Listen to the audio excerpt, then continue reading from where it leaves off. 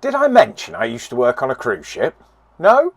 Well, I did, back in 1994 with Celebrity Cruises. But what exactly does that have to do with speciality dining? Well, you see, the relevance is, back in the day when I worked for Celebrity, your dining options were very limited. Basically, dinner was served in the main and pretty much only restaurant, either early or late sittings, aside from breakfast and lunch buffet options. Now, I guess this did put quite a few people off cruising, as this meant you would be most likely be having dinner with people you hadn't met before, every single night of the cruise, which of course could be a bit of a lottery. Now, fast forward to 2024, and the cruise I've just returned on from Norwegian Pearl, and you have over a dozen dining options, and a baker's dozen if you include room service. Now, in the last video, I showed you the complimentary dining options, which included the 24/7 hours a day Irish pub O'Shea's, the buffet at the Garden Cafe, the great outdoors and topsiders bar and grill, and for the more formal option, Indigo and the Summer Palace main dining rooms. Now, with the exception of Indigo, all the other options were open for breakfast, lunch and dinner, and with the 24/7 options, well, all day and all night. Now, this video is a guide to the specialty restaurants on the ship. I explain the pricing and the menus, and in the next video I will share my experience of the two I dined in, and my conclusion: was specialty dining worth it? Spoiler alert, it was.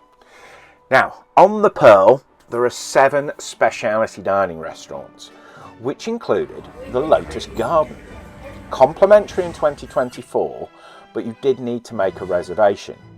That option of the Lotus Garden in 2025 is now a paid for specialty restaurant, so I've included it here. Now, I surprised myself that I didn't actually get round to eating in the Lotus Garden, as I do like Asian food. It was just one of those things that didn't happen. The night I was planning to, I instead dined with a friend in the Summer Palace. Now, the feedback on the ship, it was excellent, but the portions were small, and the feeling was it would not be a good value paid for option. Staying with the Asia theme is the Teppanyaki restaurant.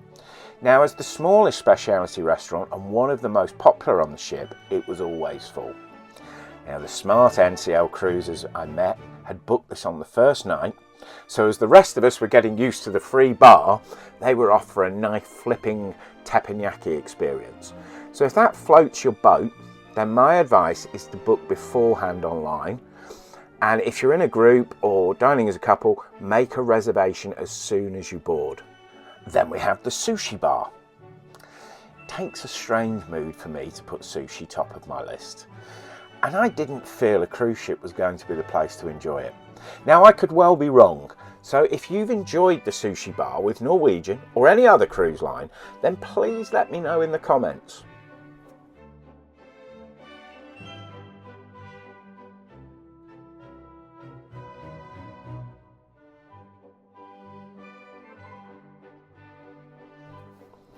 Now, our next option will take you over to South America, the Moderno Churrascaria, our authentic Brazilian churrascaria, the meat lovers option with slow roasted meats carved tableside. Now, I've been lucky enough on my travels to experience the finest churrascaria in Rio, and my memory of that, although fantastic, I am a meat lover, was that it wasn't really a solo dining experience.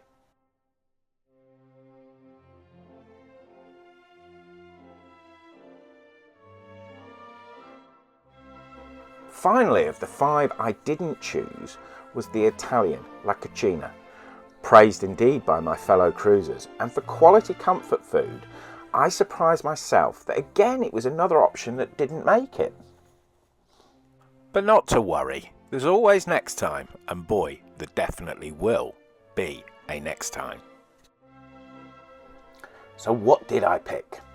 Le Bistro, the classic French restaurant, and Cagney's, the all-American steakhouse, which I will share my dining experience of those in detail in the next video, so you may want to consider subscribing, which is free of course. Talking of free, at the end of this video in the description below is a link to the video of all the complimentary dining restaurants and options on the ship.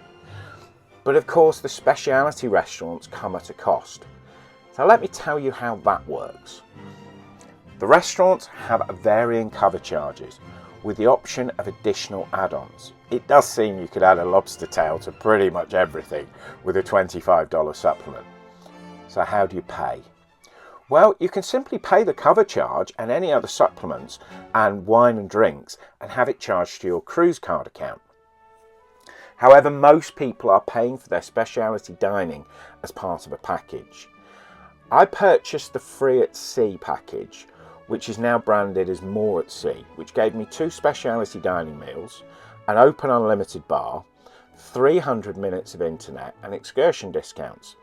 I talk about all that more in another video, which of course is linked in the description below. Now you can also purchase additional dining packages to eat speciality even every night of the cruise, with quite big savings, nearly half price. Now, if you watch my video on the complimentary dining option, you will see I don't think that's a necessity. Far from it. In fact, I would have happily dined the entire cruise in the complimentary restaurants. But we all need a treat from time to time, so in the next video I will show you mine.